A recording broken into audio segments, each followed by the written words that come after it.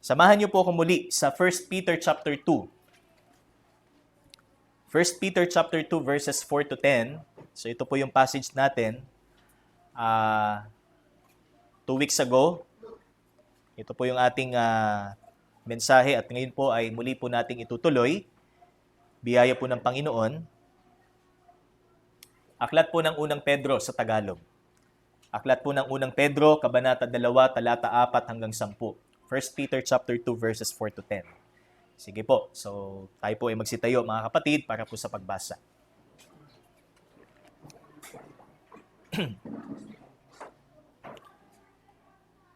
As you come to Him, a living stone rejected by men, but in the sight of God chosen and precious, you yourselves, like living stones, are being built up as a spiritual house, to be a holy priesthood, to offer spiritual sacrifices acceptable to God through Jesus Christ. For it stands in Scripture, Behold, I am laying in Zion a stone, a cornerstone chosen and precious, and whoever believes in Him will not be put to shame. So the honor is for you who believe. But for those who do not believe, the stone that the builders rejected has become the cornerstone, and a stone of stumbling and a rock of offense. They stumble because they disobeyed the word as they were destined to do. But you are a chosen race, a royal priesthood, a holy nation, a people for His own possession, that you may proclaim the excellencies of Him who called you out of darkness into His marvelous light. Once you were not a people, but now you are God's people. Once you had not received mercy, but now you have received mercy. Purihin po ang Panginoon. Tayo po'y manalangin. O Diyos, marami pong salamat. Tunay po na ang isang Kristiyano ay privileged in every way sa amin pong buhay pananampalataya. Tunay po na isang pribilehiyo na kami po ay makapunta muli sa inyo pong bahay panambahan at sa amin pong pagdako sa inyo pong banal na presensya. Pribilehiyo din po naming iusalin at ipahayag sa iyo ang katotohanan patungkol po sa iyo, Panginoon, at kung paano po kami naligtas bilang inyo pong iniligtas, Panginoon. Kaya tunay po, sa umagang ito po ay isang celebration, Panginoon. Ito po isang pagdiriwang sa buhay namin. At patuloy po ang kalooban po ninyo ang mangusap at patuloy na manguna para po sa bawat isa. At ang inyo pong lingkod ay gamitin nyo po lamang instrumento, itago sa likod ng iyo pong kabanalan. Ito pong aming dalangin sa pangalan ng iyo pong anak na si Jesus. Amen at amen. Okay, sige, tayo po'y makakaupo na, mga kapatid.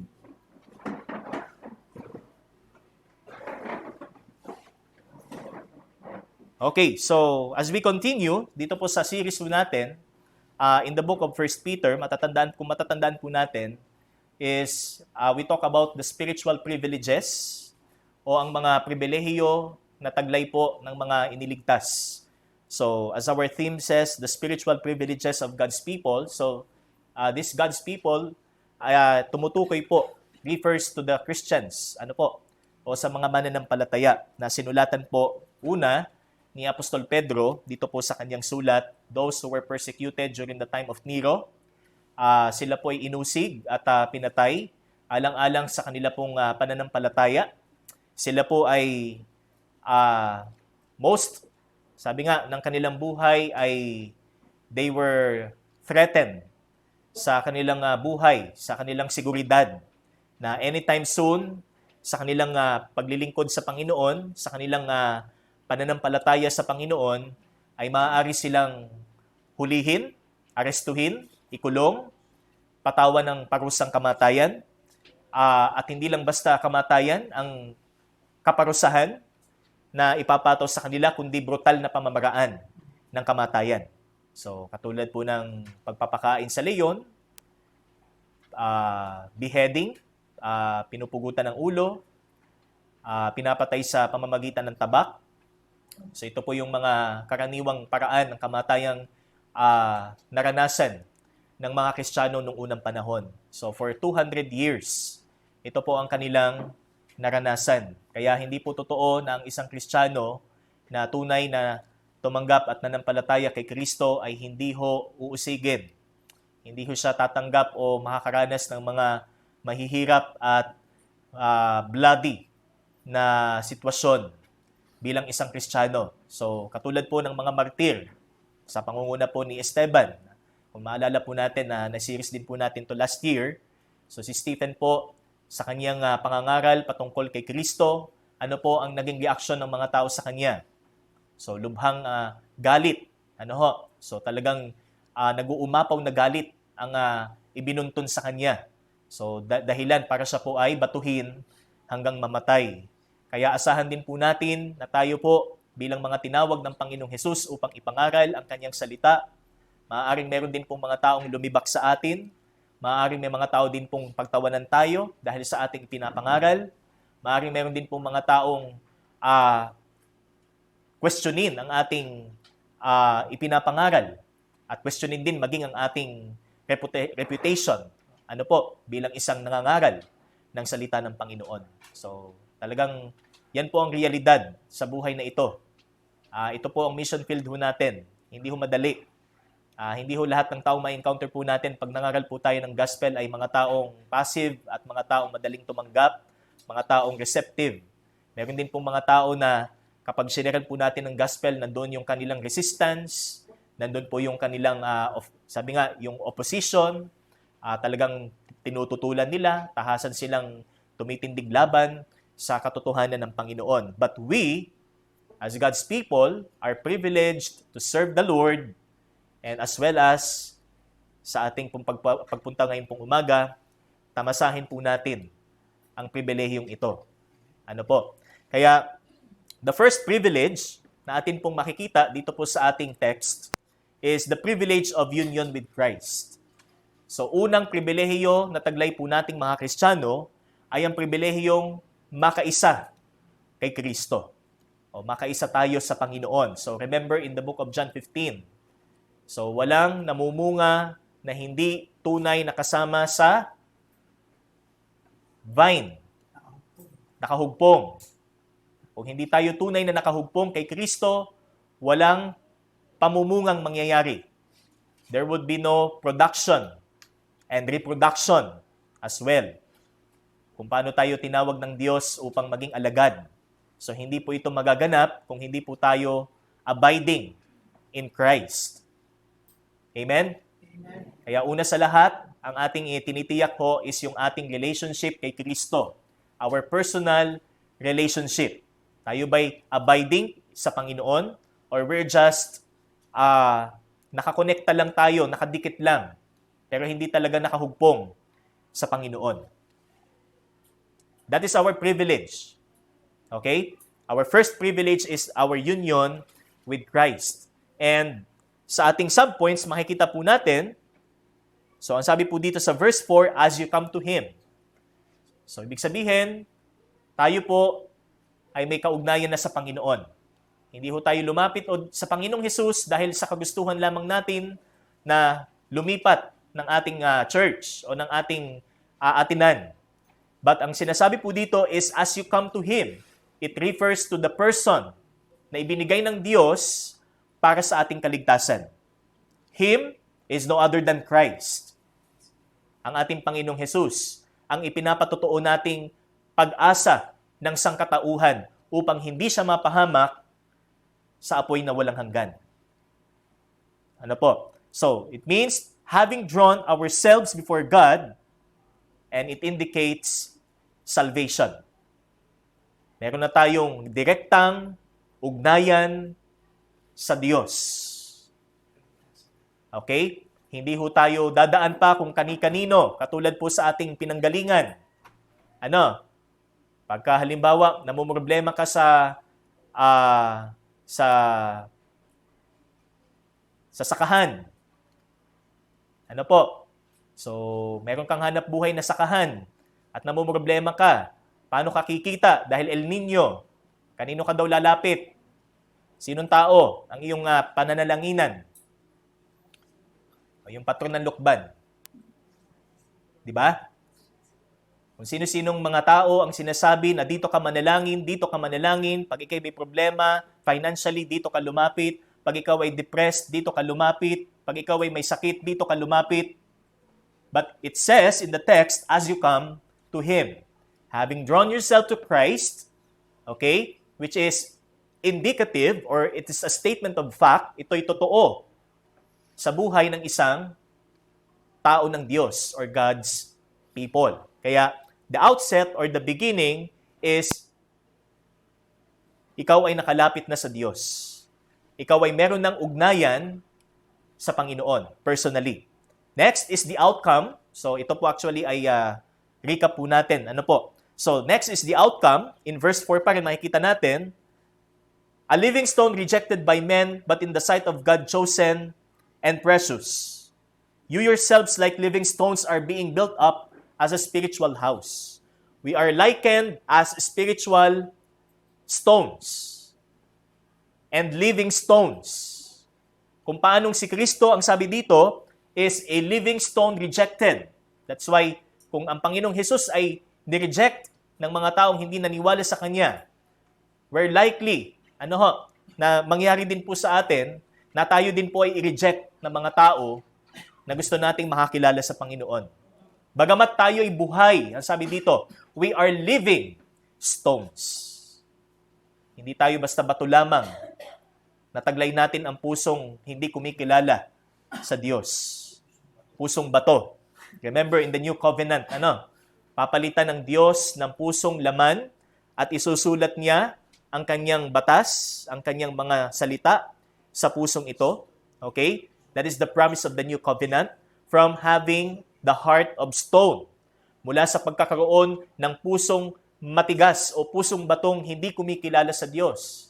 That's why yung tinatawag nating salvation, that is a tremendous change. Ano po? Na ginagawa ng Panginoon. Hindi ito rehabilitasyon lamang na ginagawa mo para sa iyong sarili. Without that divine act, kung wala itong tinatawag nating kapangyarihan ng Panginoon, hindi ho tayo tunay na nakakilala sa Panginoon. At hindi rin ho tayo may tuturing na buhay na bato na sinasabi po sa talatang ito na kumakabilang o bumubuo sa tinatawag po na spiritual house. So ito pong spiritual house, ano po ito? Hindi po ito ang building na itinataas ng relihiyon. Hindi po ito yung mga ancient or heritage na gusali na itinataas ng relihiyon. Ang simbahan namin, hundreds of years old na. Ang tanda, yung ginamit pa dito is yung puti ng itlog para bilang pandikit sa mga bato. So hindi po ito. This is the church. Okay? The spiritual house here is the church, and church is not a building. Right? Church, kung titingnan po natin, sa original, ang ibig sabihin is assembly of people called out, tinawag ng Diyos. And this, sabi nga, lahat ng ito ay nananampalataya sa Panginoon. So, kaya po ito sinasabi, living stones are being built up as a spiritual house. So, ang tunay na tahanan ay hindi po ang gusali. Kung i-apply po natin spiritually, ayon po sa talatang ito, ang tunay na tahanan is no other than us. The church. Ang katawan ng Panginoon. And the purpose or the objective as our third subpoint is, sabi po dito, to be a holy priesthood. So ito po yung una dun sa objective. Ng pribilehiyo natin na tayo po ay nakahugpong sa ating Panginoon. So it says, to be a holy priesthood. So tayo din po ay mga pari. Okay? Tayo po ay tinawag upang maging pari. So hindi po ito ang pari ng relihiyon o ang pari even in the Old Testament, the Levites. Bagamat meron pong principle na may kaugnayan pa rin sa atin na nangyayari po in the Levitical times. So, first, to be a holy priesthood, and it must be understood based on the relevances or relevancies from the Old Testament priesthood. So, yung pong last time, pinag-aralan po natin ito. First is that priesthood is God's elect privilege. So ang pagkapari ay hindi dahil gusto mo. Hindi po ito profession or occupation na gusto mo. Gusto mong magpari, papasok ka sa seminaryo, dahil gusto ng magulang mo o gusto mo. So, first, it is God's elect privilege. Ang Diyos ang tumawag sa iyo upang ikaw ay maging pari o saserdote. At ang pari na ito, in the New Testament, ay walang iba kundi tayo rin. Mga kapatid. Kaya marami pong titles. So, makikita ho natin in the book of 1 Peter, tayo po yung mga banal, sabi dito sa chapter 1, di ba? The elect exiles. And dito naman makikita ho natin that we are the priests. So tayo po yung mga pari na kung saan, kung atin pong maalala in the Old Covenant, so meron po silang pag-aalay na ginagawa. Di ba? Pag-aalay para sa kasalanan ng Israel at maging sa kanila. Kasalanan nila. So first, it is God's elect privilege and also it comes after cleansing from sin. So hindi ho magiging saserdote, ang isang saserdote in the Levitical times kung hindi siya sasailalim sa seremonya ng paglilinis. Ganito din ang nangyari sa atin. Kung hindi tayo nilinis ng dugo ng ating Panginoon, hindi tayo magiging saserdote. Kagaya ng sinabi po ni Apostol Pedro. Next, it includes clothing for righteousness and service.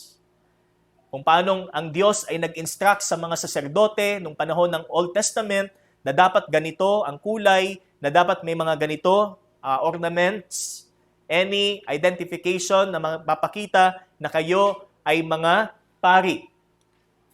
So meron pong instruction ng Panginoon in the Old Testament. Ganun din sa atin, but in a different way. We have been clothed with the righteousness of Christ. Tayo po ay binihisan ng katuwiran ni Kristo.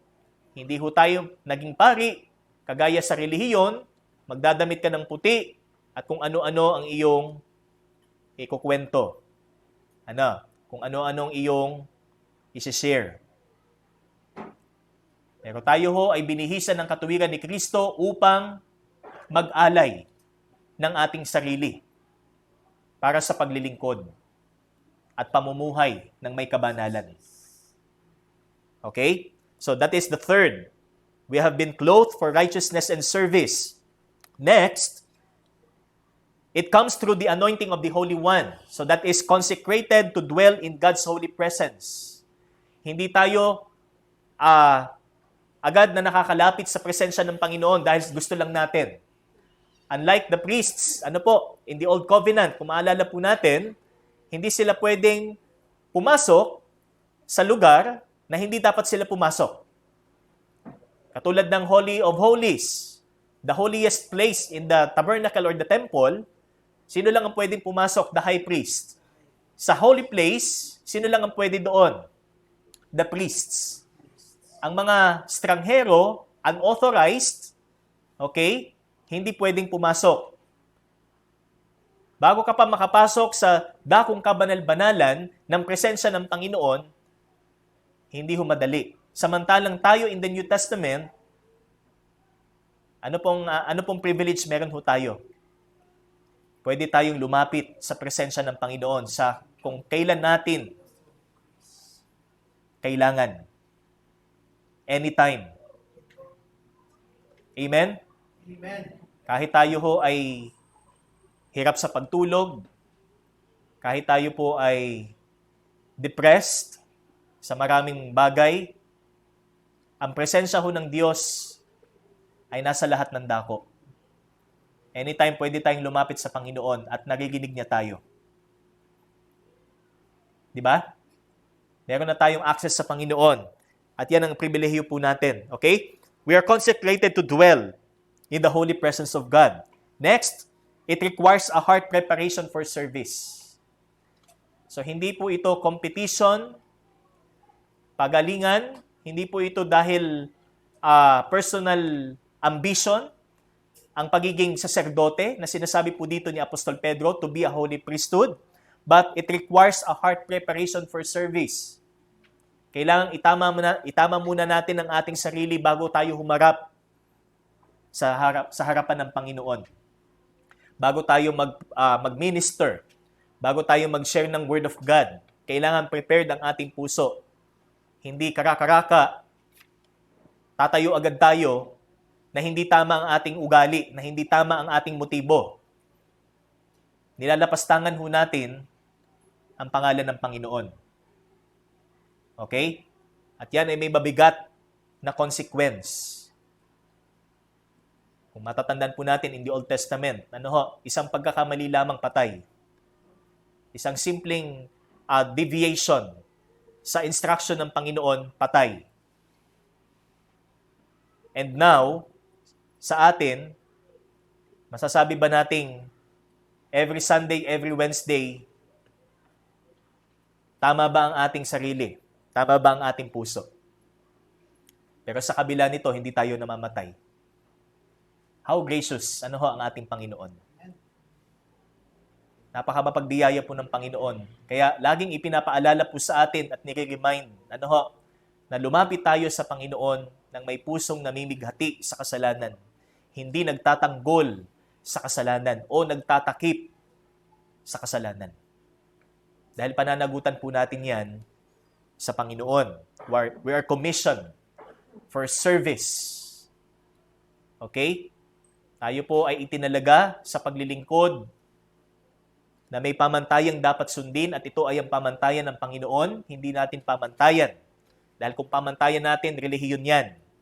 Pero ang pamantayan ng Diyos, nag-require siya ng paghahanda ng ating puso.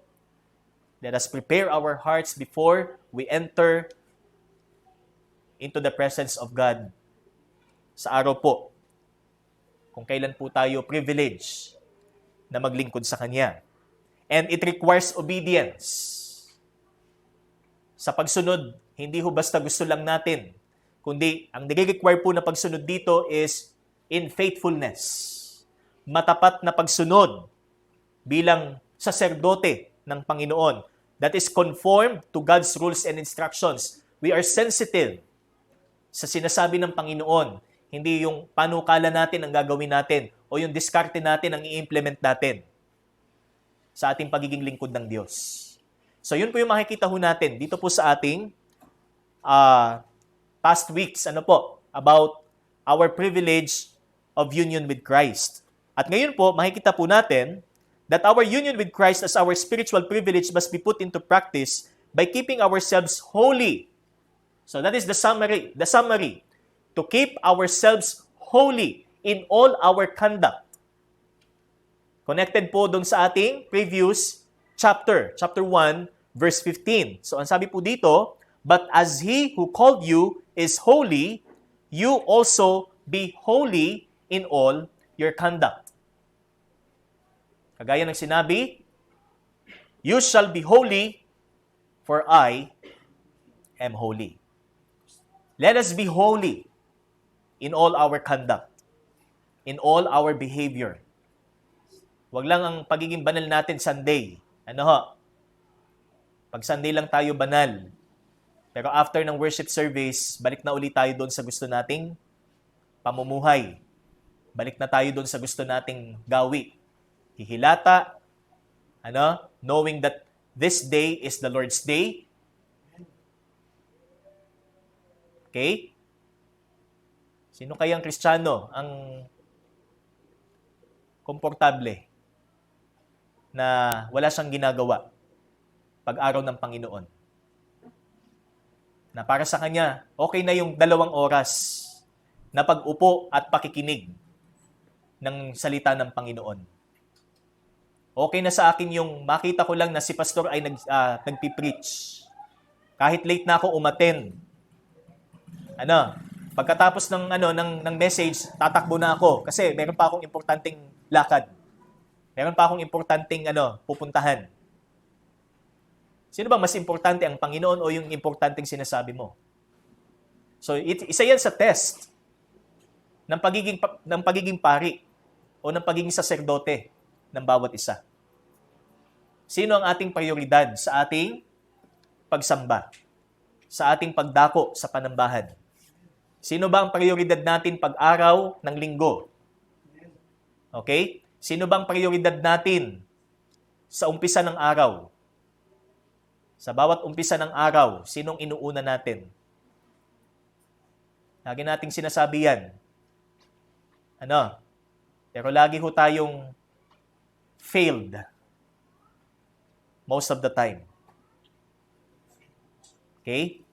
So, again, be holy in all your conduct. Since our calling is from above, let us keep the mindset of being separate. So, hindi po ibig sabihin na tayo ay maging separatist, kagaya ng mga Pariseyo, that is religion, but separate in a way na kung saan para sa Diyos, for God's intended use. Para ikaw ay magamit ng Panginoon sa desired niya kung para saan ka gagamitin. So, hindi po dahil you are separate in a way na gusto mo lang na ma-identify na ikaw ay hindi katulad ng iba. But here it says, keeping the mindset of being separate for God's intended use. Para sa paggamit ng Diyos sa iyo. Because, remember, we are not our own anymore. Okay? Hindi na natin pag-aari ang ating sarili. We belong to God. Okay? Ang Diyos na ang nagmamay-ari sa atin. Ang Diyos na ang humahawak sa atin. Kung anong nais ng Diyos, yun lang ang gagawin natin. Hindi yung meron pa ring resistance sa kahit isang bahagi ng buhay natin labag sa kalooban ng Panginoon. Okay? So, like the things that we use here in our church, okay? So, mga kagamitan nakikita natin sa paligid natin. So, bakit nilikha ang mga bagay na yan? Para mapakinabangan natin, hindi para maging display lamang. Bakit ang mikroponong ito ay nandito sa unahang ito? Hindi para maging display lamang, kundi para magamit ng tagapagsalita. Ang ventilador, bakit nilikha? Hindi lang para maging display lamang. Ay, kaganda naman ng electric pang ito. Pero kung hindi mo yan bubuksan, hindi mo yan ma-appreciate. Hindi dahil nandyan lang yan, ma-appreciate mo siya. Hanggat hindi mo siya napapakinabangan. Di ba? Sa Panginoon, hindi ho na tayo nilikha upang maging display lang. Hindi ho niya tayo iniligay sa church para maging display lang. Para magmukhang madami, para magmukhang maganda, para magmukhang dekalidad. Amen? Tayo po ay tinawag ng Panginoon upang maging instrumento. Para maging instrumento niya. Okay? We are created by God as a new self after the likeness of God in true righteousness and holiness. Ephesians 4:24.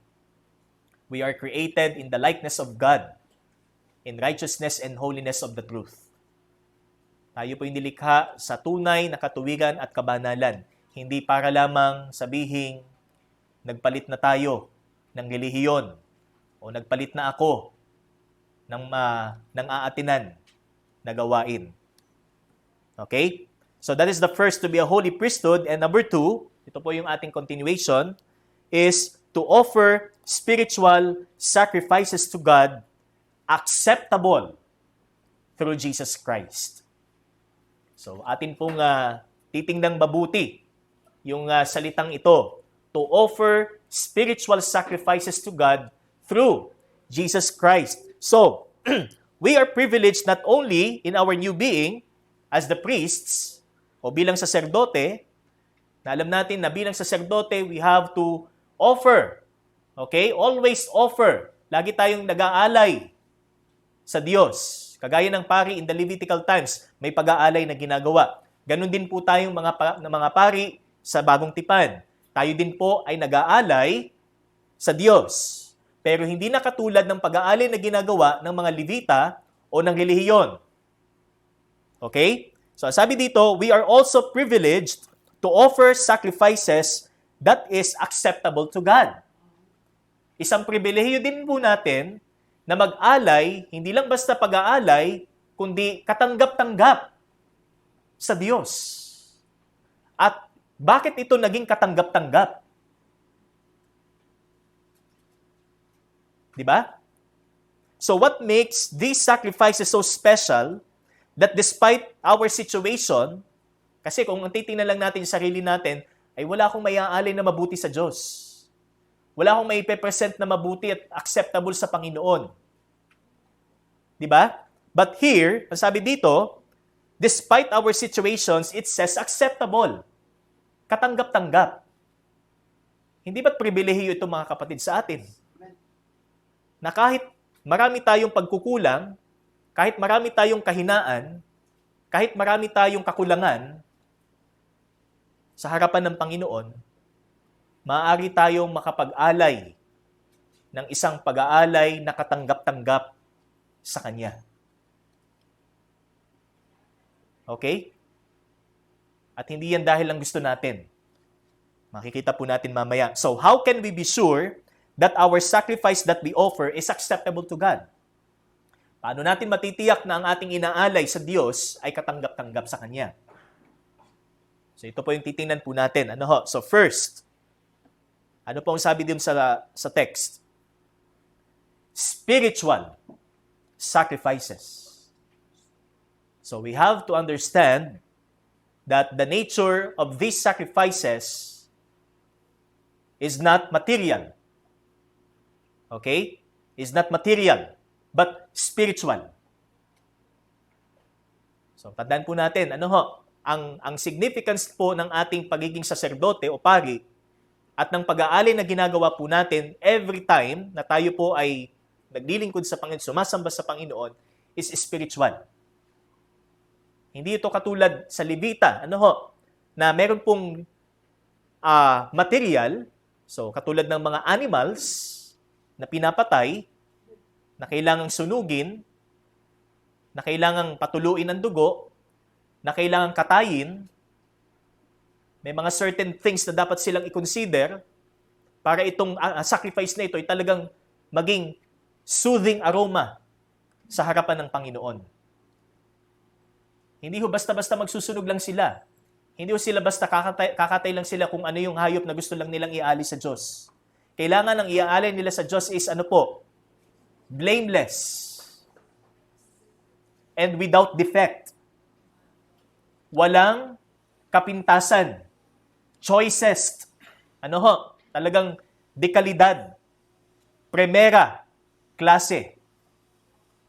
Ang pag-aalay na dapat nilang gawin para sa Diyos. Dahil ito ang hinihingi niya upang siya ay malugod. Hindi ho yung kung anong gusto nating i-present sa Panginoon. Katulad nung halimbawa ay mag-iika po, magta-tithes. Nangako sa Panginoon na pag daw siya ay kumita, yung pinakamagandang biik ang kanyang magiging ikapo pag daw siya ay pinalad doon sa kanyang pag-aalaga. Pero nung nag-harvest na, nagbago ng ihip ng hangin. Namili siya doon sa kanyang mga naging biik kung ano yung pinaka hindi maganda, depektibo, yung hindi na maibebenta ng mahal. Yun daw ang kanyang ibibigay sa Panginoon.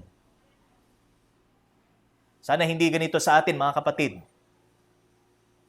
Na parang tira-tira lamang ang ating ibibigay sa Diyos. Tira-tira lang ng ating panahon at ng ating kinita ang ibibigay natin sa Panginoon. Okay? Kaya una, it is spiritual. So spiritual sacrifices. Ayon po kay Lenski, sa kanya pong commentary, so dinifferentiate po niya yung old and new sacrifices. So ang sabi po niya, in the Old Covenant, priests were offering material, animal sacrifices that met God's requirements. So sa Old Covenant, ang ino-offer is material. Merong literal na alay. Na pinapatay at sinusunog. At kailangan, ito ay match doon sa requirement ng Diyos, that is, blameless, spotless, and without defect. So, halimbawa ay walang galis. Hindi pilay, hindi bulag, wala siyang defect. Kailangan talagang blameless and spotless and without defect ang kanilang magiging alay. Okay? Na ang lahat ng ito ay tumuturo sa Panginoong Hesus in the future. Okay? All of which pointed to Christ's great sacrifice to come. But these are no longer needed, so wala na itong kabuluhan. Okay? Void. Void na yung old covenant. Because Christ offered His all-sufficient sacrifice once and for all. That is the new covenant. Now, there remain for God's holy priesthood only the sacrifices of praise and thanksgiving. So, yung spiritual sacrifice na sinasabi po dito, hindi na yung katulad sa Old Covenant. Kaya wala na ho dyang altar, wala na dyang susunugin, kakatayin, ay di magiging malansa ho ang ating church. Kung gagawin ho natin yan. Diba? Pero ang sinasabi po dito, na spiritual sacrifice is the sacrifice of praise and thanksgiving. Alay ng pagpupuri at pasasalamat. Kaya, sa ating pagpasok sa bahay panambahan, ang puso ba natin ay puno ng pagpupuri at pasasalamat sa Panginoon? O hati ang ating puso para sa pagpupuri at pasasalamat? Yung kalahati, nasa problema. Yung kalahati, nandoon sa ating nakaaway sa kalsada.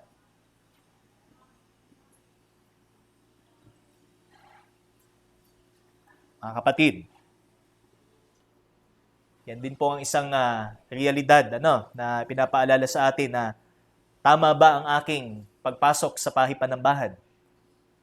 Na sa pag-aalay ko ng papuri at pasasalamat ay hindi ko na ibibigay ang dapat para sa Panginoon. Sapagkat may bahagi pa rin ng aking puso at ng aking isip para sa ibang bagay na nagiging karibal o kahati ng Diyos. Okay? Seeing that, all the treasures of God's grace are now poured out upon us through Christ. Yamang ang puso natin ay pinuspos ng biyaya ng Panginoon sa pamamagitan ng ating Panginoong Hesus. Kaya sabi ni Apostol Pedro, to offer up spiritual sacrifices acceptable to God through Jesus Christ. So, ang ibig sabihin po nito sa grammar po is aorist. So, this is aorist tense, meaning it is once and for all in the past. Nangyari ito noon. And sabi nga, hindi na kailangang ulitin. Di ba? That means to carry or bring up on the altar of their hearts. So, that is the word to offer up, to bring up on the altar of their hearts. Sacrifices of praises and thanksgiving. Dalhin natin sa altar ng ating mga puso ang alay ng papuri at pasasalamat. So ito pong ibig sabihin sa grammar. Okay? So the aorist infinitive is effective actually to bring, and it matches spiritual house. So kasi ang sinabi po dito, spiritual sacrifices, verse 5. So, nakakonect po doon sa verse 4, sabi diyan, or verse 5 din, sabi dito, spiritual house. So, the nature of our priesthood is spiritual, thus, the sacrifice has also the same nature, spiritual. Ano po? So, the adjectives are placed chiastically. The repetition emphasizes the fact that everything in the relation of the readers to God through Christ is now altogether spiritual. So matotal, ang sinasabi po dito, ang lahat ay spiritual na. Hindi na katulad nung sa old. Ano po, na merong material, merong pinapatay, may kinakatay. Ngayon, hindi na kailangan, may namatay na. Amen? Meron nang namatay at ang namatay ay muling nabuhay. At yan ay ang ating Panginoon. At dahil siya'y nabuhay mulit, hindi na kailangan muling mamatay sapagkat sufficient ang kanyang ginawang pag-aalay, hindi na kailangan pa ng pag-aalay katulad ng ginagawa in the Old Testament. Hindi na natin kailangan magdala pa dito ng tupa o ng kambing. Ano to? Zoo. Ano po? So, hindi na. Sabi po dito, sacrifice of praise and thanksgiving. Ito ba ang lagi nating inaalay sa Panginoon? Papurit pa sa salamat. Kahit nagdarahop, kahit marami tayong alalahanin sa buhay, ano ang ino-offer natin sa Diyos? Pag tayo hirap ng huminga, pag tayo hirap na sa pera, ano ang ating ino-offer sa Diyos? Pagsisisi? Kung kailan mo pa nakilala daw ang Panginoong Hesus, saka ka na naghirap? Ganun ba dapat? No. Ano pong sabi dito? Praise and thanksgiving, always. Lagi kang magpasalamat sa Panginoon. Dahil kahit namumroblema, kahit maraming pagsubok, taglay mo pa rin ang biyaya ng kaligtasan. Dala mo pa rin ang pag-asa ng buhay na walang hanggan. Hindi maaagaw ng kahit anuman na pinagdadaanan mo ngayon ang katiyakang ito na inilagay sa iyo ng Panginoon. At walang sino man ang kahit magalis niyan o umagaw niyan. Yan ang pag-asa natin. Okay? So first, it is spiritual. Always offer praise and thanksgiving to God. Yan ang pribilehiyo po natin sa pagpasok po dito sa bahay panambahan. Hindi ho tayo nandito para lang dumaing ng dumaing. Hirap na kami, Panginoon. Wala na kaming pambiling bigas. Wala na kaming pambayad sa internet. Ni kahit pan-data. Ganun ba ang ating motibo sa pagpasok dito? Daing lang tayo sa Panginoon.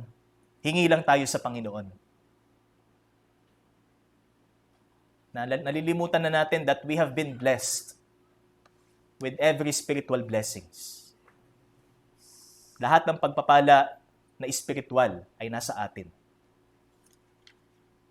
Okay? Next, it is God-honoring.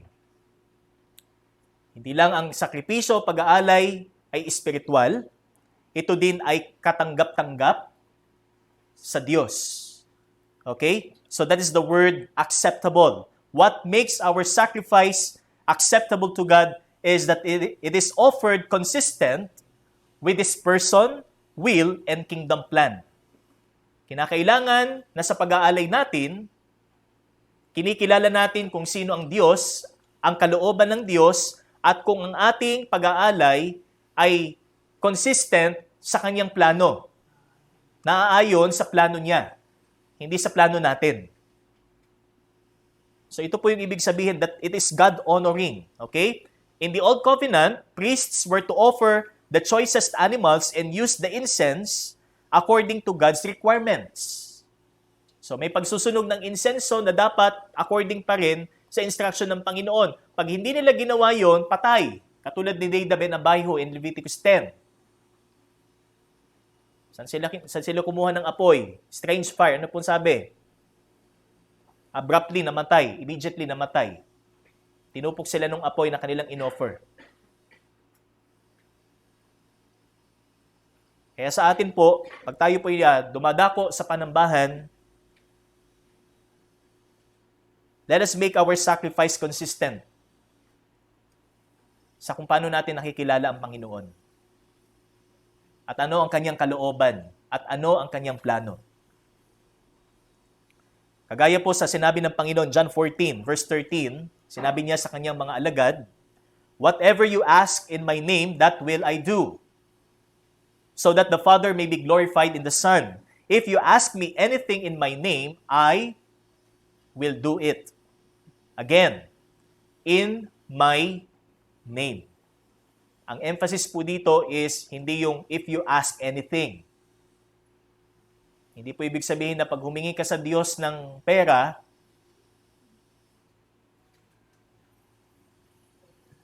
sasagutin ng Panginoon sa paraang inaasahan mo. But ang sabi dito, if you ask anything in my name. Kung meron kang hinihiling sa Diyos, consistent sa kanyang pagka-Diyos, sa kanyang kalooban, He will give. Yan ang pangako niya. Amen? Amen. Matthew chapter 7. Ano po sabi doon? Ask and it will be given to you. But it's not simply asking. Kung ang sasabi mo sa Panginoon is selfish, yung motive natin, para sa pansariling kapakanan lang natin, kapakinabangan, yung ating paghiling sa Diyos, hindi natin pwedeng panghawakan yun. Dahil ang sinasabi doon, if you ask in the name of Jesus, naayon sa person and work and will ng Diyos. Ano po? Yan din ang isang alay na maaari nating mai-present sa Kanya na acceptable. Kung hindi natin kinikilala ang pagkapersona ng Diyos, ang Kanyang kalooban, wala pong mangyayari sa atin. Okay? Is your presence today here an offering to God consistent with this person and work? Ang atin bang pagpasok dito ay naaayon sa ating pagkakilala sa Kanya at pagkilala sa Kanya at sa Kanyang ginawa? At tayo ba'y narito in full awe sa Kanyang banal na presensya?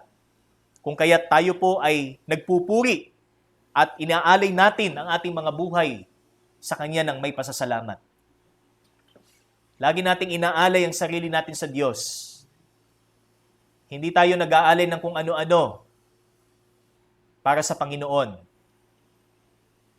Sa halip na ang laging bukang bibig natin ay pagpupuri at pagkilala at pasasalamat. Iba na ang lumalabas sa bibig natin. Tila bagay pinagsisisihan natin na tayo naging Kristiyano. Again, Romans chapter 12. Ano po? Ang ating cross-reference, mababasa po natin. Very familiar po sa atin. Romans chapter 12, verse 1 and 2. Okay, sabi po dito, I appeal to you, therefore, brothers, by the mercies of God, to present your bodies as a living sacrifice. First, the nature of our sacrifice is spiritual. Next is, it must be God-honoring. And, ano pang makikita ho natin? It must be living. Kailangan buhay. Okay? Hindi patay. Yan ang kaibahan natin in the Old Covenant. Buhay. Ano po? Living sacrifice, holy and acceptable to God, which is your spiritual worship. By the mercies of God, we may present ourselves holy and acceptable to God. Awa ng Panginoon. Diba? Habag ng ating Panginoon. Kung kaya tayo ho ay nakalalapit sa Kanya at naiaalay natin ang ating sariling buhay, banal at kalugod-lugod sa Kanya. At ito ang tunay na pagsamba. Ano po? This is the spiritual worship. Hindi po worship is just only a program, may may awitan, may testimony, may mensahe, may offering. No. It's not only the program. Worship. Sabi dito, spiritual worship. That is praise. Sabi nga, pinupuri mo ang Diyos, pinasasalamatan mo ang Diyos. Kaya ang worship hindi lang dito sa church, building. Kahit nasa tindahan ka, kahit nasa tricycle ka, kahit nanunulay ka sa alambre, maaari mong purihin ang Panginoon. Even though, sabi doon sa Psalm, you're walking through the valley of the shadow of death, I will fear no evil, for you are with me. Di ba? Even though you're walking in the valley of the shadow of death, pwede mo itong samantalahin para purihin siya at pasalamatan. And present yourself, your body, as a living sacrifice. Okay? And number 3, it is Christ-centered. Nakasentro sa ating Panginoon. First, spiritual. The number 2, it is God-honoring. And number 3, it is Christ-centered. That is through Jesus Christ. Kaya siya katanggap-tanggap sapagkat ito ay sa pamamagitan ni Kristo ng ating Panginoon. Without Jesus Christ as the core of our spiritual sacrifice, hindi ito magiging katanggap-tanggap sa Diyos.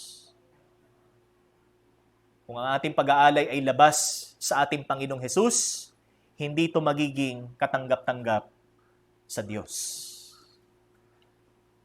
Make sure na ang ating pag-aalay ay nakasentro sa ating Panginoon for who He is and what He has done for you. Ano ang ginawa niya para sa iyo at kung sino siya. Okay? He is the one, He alone is the one who gives us the true access to the Father. Sapagkat walang ibang ibinigay para sa atin upang tayo makalapit sa Ama, upang tayo magkaroon ng access sa Diyos, kundi ang anak. That's why He said, John 14:6, I am the way, the truth, and the life. Walang ibang daan, walang ibang buhay, walang ibang katotohanan. Yan po ang ibig sabihin ng Panginoon. I am the way, the truth, and the life. No one can come to the Father unless, sabi nga, except through me. Hindi tayo makakalapit sa Diyos dahil gusto lang natin o kahit masigasig tayo, kahit maganda ang ating intensyon, kahit hindi tayo gumagawa ng kalokohan sa mata natin. Because there's only one way. At kung hindi natin kikilalanin ang daang ito, ang katotohanan ito, tambuhay na ito, kahit anong pag-aalay ang gawin natin, oras-oras ang pag-aalay na gawin natin, hindi ito magiging katanggap-tanggap sa Kanya. Kaya ang punot dulo ho ng lahat ng ito ay ang ating Panginoong Hesus. Hindi magiging katanggap-tanggap ang pag-aalay labas sa ating Panginoon. Kung hindi natin pinatutotoo ang kaligtasan na biyaya ng Panginoon, hindi ito alay na katanggap-tanggap sa Panginoon. Ang pagpupuri natin, kung ito ay labas sa ating Panginoon, ay isang pagpupuring walang direksyon. Okay? Kaya mga kapatid, ang atin bang pag-aalay is your spiritual sacrifice that you offer today, focused on Jesus Christ. Nakatuon ba sa Panginoon ang ating pag-aalay? Nakatuon ba sa katotohanan kung sino ang Panginoong Hesus at kung ano ang Kanyang ginawa sa atin, ang ating pag-aalay?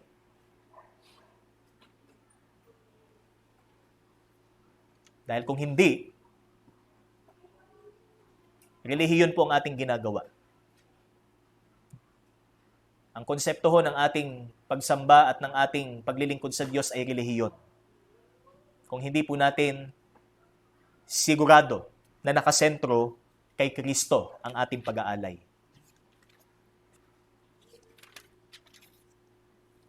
Nais ko pong basahin ang huling bahagi, bilang panghuli, Hebrews chapter 13, verses 10 to 16. Tingnan po natin.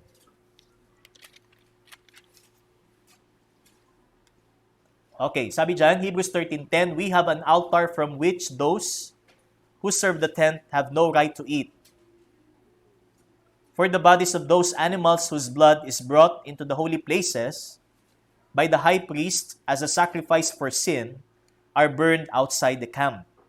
So Jesus also suffered outside the gate in order to sanctify the people through His own blood. Therefore, let us go to Him outside the camp and bear the reproach He endured. For here, we have no lasting city, but we seek the city that is to come. Through him, then, let us continually offer up a sacrifice of praise to God. That is the fruit of lips that acknowledge his name. Do not neglect to do good and to share what you have, for such sacrifices are pleasing to God. Brothers and sisters, make our lips a sacrifice of praise to God. An instrument, sabi nga, para sa kaluguran ng Diyos. Hindi ho para mag-complain lang tayo na mag-complain sa Diyos. Na parang lagi tayo papasok sa church disappointed. Papasok tayo sa church parang, huy, tapos ng Holy Week ka pa rin. Biyernes Santo pa rin ang mukha. Tapos na. Di ba? Hindi na nakitang ngumiti, hindi na nakitang sumaya. Lagi nang nakasimangot pagpapasok sa church. Saka lang ngiti pag sinabing, uy, ngiti naman. O nahihiya lang ngumiti. Ano? Pero mga kapatid, iba ho ang tuwa na ating mararamdaman kapag tinignan po natin yung katotohanan kung gaano tayo kapalad, kung gaano tayo ka-privileged sa Panginoon. Kaya the first privilege is our union with Christ. Ang kaligtasan, at ang kaligtasan yan ay may kaakibat na responsibilidad. At ang responsibilidad na yan ay kailangan sa ating pagpunta, paglilingkod, sa lahat ng ginagawa natin para sa Diyos. Ang isipin natin, ito ba ay kalugod-lugod sa Kanya? Ito ba ay nakasentro sa Kanyang anak na nagligtas sa akin? O ito ba ay spiritual sacrifice? That is sacrifice of praise and thanksgiving. Papuri at pasasalamat na walang humpay. Hindi ho walang humpay na reklamo sa buhay. Sapagkat ang tanda ng pagiging anak ng Diyos ay laging nagagalak na paglingkuran siya. Lagi siyang nagagalak na pumunta sa gawain ng Panginoon at ipatotoo ang kabutihan ng Panginoon sa kanya. Hindi laging sawi, para bang walang kapag-apag-asa. Papasok tayo sa church na hindi man na natin sinabing, salamat po Panginoon, o purihin po ang Panginoon. Ang sasabihin agad natin, hay nako, anong buhay ito? Diba? Itama ho natin ang ating perspective. Tingnan ho natin kung anong sinabi ng Bible. We are blessed in every way. We are blessed beyond measure. At ang pagpapalang ito ay pagpapalang dadalhin natin hanggang sa walang hanggan. Tayo po'y manalangin. Salamat o Diyos sa iyong salita. Salamat po sa pribilehiyong ito. Gaano po kapalad ang isang Kristiyano. At hindi po ito dahilan para kami po ay manlupaypay at manghina sa aming paglilingkod. Bagkus ay mas mag-umapaw ang aming katuwaan at ang kagustuhan po namin na sambitin ang mga papurit pasasalamat bilang alay sa iyo, Panginoon. Kaya tunay po na ang sandaling ito ay isang selebrasyon, Panginoon, para sa amin. Hindi po ito sandali upang usalin po namin o ipahayag po namin ang mga kabigatan o mga problema. Bagamat nalalaman po ninyo ito, Panginoon. Subalit, ito po isang pribilehiyo po sa bawat isa na patuloy ka naming kilalanin at itaas sa amin pong mga buhay. Kaya sa iyo po lamang ang lahat ng papuri at pasasalamat bilang pag-aalay po namin sa iyo. Sa our spiritual sacrifice, pleasing and acceptable, Panginoon. Nawa, ito po'y maging katanggap-tanggap sa iyo, Panginoon. Purihin ka sa pangalan ng iyong anak na si Jesus. Amen at amen. Okay, purihin po ang ating Panginoon.